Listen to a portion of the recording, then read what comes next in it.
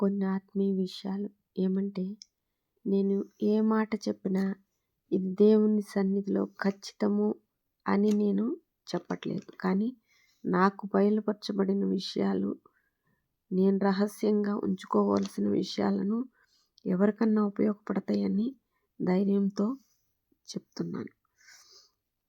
ఎవరికి ప్రార్థనలో అనిపించిన విషయాలు మాత్రమే వారికి సత్యమవుతాయి. అంటే ఎవరి పాప భీతి ఎంతుంది, వాటిని తొలగించుకుని దేవుని బిడ్డలుగా ఎంతవరకు నిలబడ్డారు అనే స్థితిని బట్టి మాత్రమే దేవుని మాటలు తెలియబడతా ఉంటాయి. ఇప్పుడు నా విషయాలు చెప్తా ఉంటున్నాను. ఏమంటే జీసస్ అనేది 5 అక్షరాలు ఇంగ్లీష్లో. జీసస్ జన్మించింది అటు బెత్లెహేం వైపు కాబట్టి 5 అనే సంఖ్యను జీసస్ దాటి దేవుని యొద్దకు చేరుకోగలిగాడు.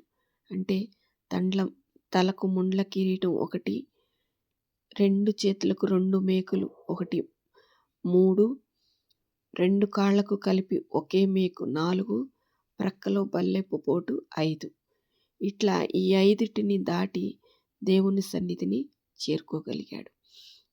అయితే తెలుగు భాష కలిగి ఉన్నవారికి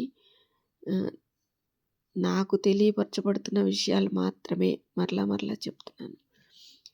యేసు క్రీస్తు అనేది 4 అక్షరాలు. యేసు క్రీస్తు ప్రభువు అనేది 7 అక్షరాలు. కాబట్టి ఈ 4 అక్షరాలను 7 ఒక వారం అంతా దాటగలగాలి. 7 అనే సంఖ్య దాటగలగాలి.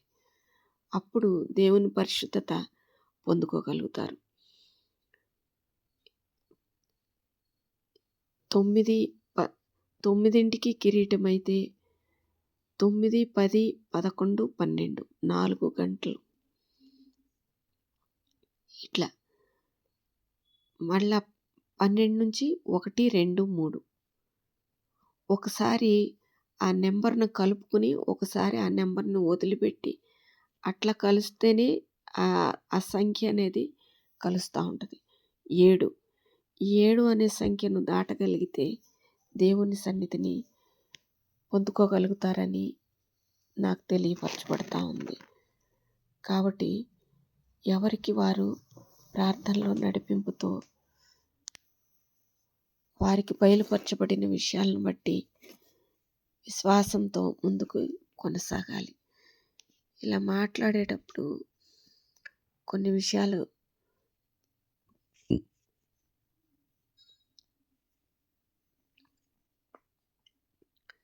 దేవుని సన్నిధిలో నిరూపించబడాలని ప్రార్థిస్తున్నాను. ఈ బ్రష్ చేసేటప్పుడు డైరెక్ట్గా ముందుగా బ్రష్ పేస్ట్ వేసి రుద్దేస్తే పైనుంచి లోపలికి వెళ్ళే స్వభావం ఉంటుంది. అలా కాకుండా ముందుగా పేస్ట్ నోట్లో వేసుకుని పుక్కిలి చూసి తర్వాత పాసి ఎన్నిసార్లు అయితే అన్నిసార్లు తీస్తూ ఉంటే 2-3 సార్లు కంటే ఉండకూడదు మళ్ళీ. ఎందుకంటే మళ్ళీ బలహీనత వస్తుంది. 2 సార్లు అంటే తట్టుకోగలిగే శక్తి ఉంటుంది. అట్లా ఉంటే నాలుకను సరి చేసుకోగలిగిన స్థితి ఉంటుంది. అయితే ఈ పళ్ళన్నిటినీ ఉదయాన్నే నిద్ర లేపుట కాదు. ఎన్నింటికి నిద్ర లేస్తే అన్నింటికి 5ంటికి లేస్తే 5 ఆత్మలను నిద్ర లేపినట్టు అనుకోవచ్చు. 3ంటికి నిద్ర లేస్తే 3 ఆత్మలను నిద్ర లేపినట్టు అనుకోవచ్చు. ఇప్పుడు 3ంటికి లేచినప్పుడు ప్రాతకాల ప్రార్థన ఎంతో బలంగా ఉంటుంది. 3ంటికి లేస్తే 6 గంటలు ఆగి, అంటే 3 గంటలకు తలస్నానం చేసి 6, 9 6 గంటలకు దాటిన తర్వాత 9ంటికి తలకి నూనె పెట్టి 12ంటికి మరలా మామూలు స్నానం చేసి మరలా 3ంటికి ఈ 6 గంటల స్థితిని కొంత తొలగించుకొని మరలా 6ంటికి తలస్నానం చేసి మరలా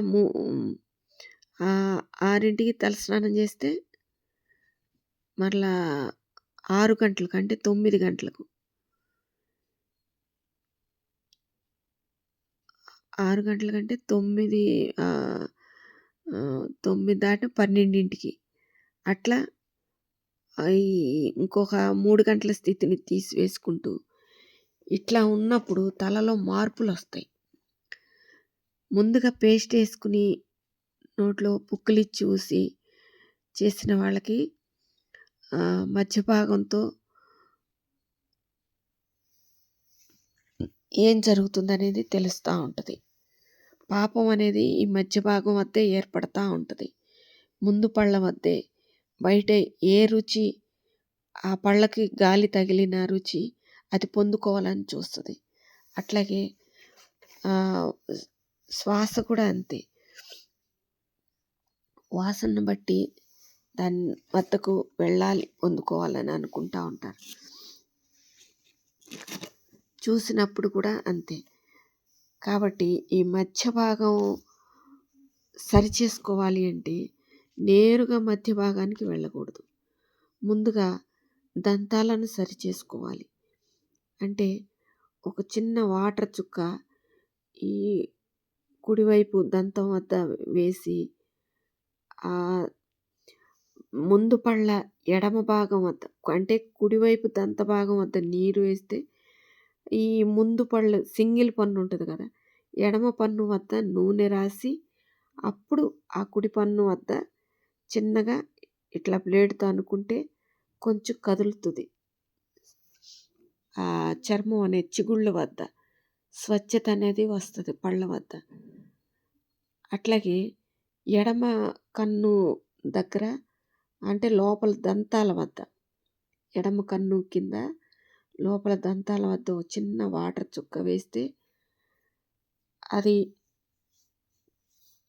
కుడివైపు కన్ను వద్ద నూనె అద్దితే దాన్ని మళ్ళీ ఎడమ కన్ను వద్దే, ఎడమ కన్ను కింద చెవి కింద భాగం వద్ద మళ్ళీ ఇట్లా సరి చేసుకోవాలి.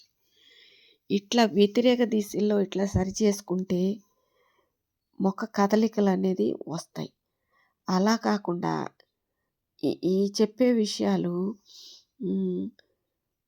గెడ్డం చేసుకునే వారికి, కత్తెర వేసుకునే వారికి ఎక్కువగా ఉపయోగపడతాయి. గడ్డం అనగానే ఈ చెవు నుండి ఆ చెవు వరకు, లేదా ఈ చెంప నుండి ఈ కన్ను వద్ద నుండి ఆ కన్ను వద్ద వరకు ఇట్లా చేసుకోవడం కాదు.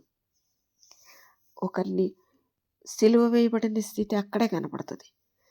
కను వద్ద నుండి ఈ కను వద్దకి ఈ చెంప వద్ద ఇట్లా బారుగా అని గడ్డం వద్ద కరిగి ఈ కళ్ళ పక్కన మళ్ళీ ఇట్లా బారుగా అనేస్తే ఒక స్థితి కనపడుతుంది. అలా కాకుండా ఈ చెవి కింద నుండి ఆ చెవి కింద వరకు ఇట్లా అంటే ఒక స్థితి కనపడుతుంది. 2 విధాలుగా పనిచేస్తూ ఉంటాయి. చివరికి ఆ పూర్వీకుల స్థితి అట్లాగే ఉంటుంది. ఆ తెల్ల వెంట్రుకలు అట్లాగే ఉండిపోతాయి. రోజు కదలికలకి నల్ల వెంట్రుకలు వస్తూ ఉండాలి, తెల్ల వెంట్రుకలు తొలగుతూ ఉండాలి. ఎందుకంటే తెల్ల వెంట్రుకలు ఎక్కువసేపు నిలబడలేవు, ఎంతో బరువుతో భారంతో ఉన్నట్టుగా ఉంటాయి. కొన్నిసార్లు నల్ల వెంట్రుకలు కూడా వాటి వెంట తీసుకువెళ్తూ ఉంటాయి. ఇలా ఉంటుంది ఎన్నో మార్పులు కలిగిన స్థితి అనేది. కాబట్టి దేవుని బిడ్డ అంటే ప్రార్థనలో కూర్చోవటం, వారు చెప్పేది సేవకులు వినటం, రావటం, బైబిల్ ఒక చిన్న వాక్యం చదువుకోవటం అని కాదు. వాక్యం చదువుకోవాలి, దాన్ని ప్రార్థనలో అడగాలి, దాని అర్థం తెలుసుకోవాలి, నడిపింపు కలిగి ఉండాలి. ఇవన్నీ నెరవేర్చుకోవాలని నేను నా పట్ల దేవుడు నెరవేర్చాలని యేసు నామమున వేడుకుంటున్నాను. ఆమేన్.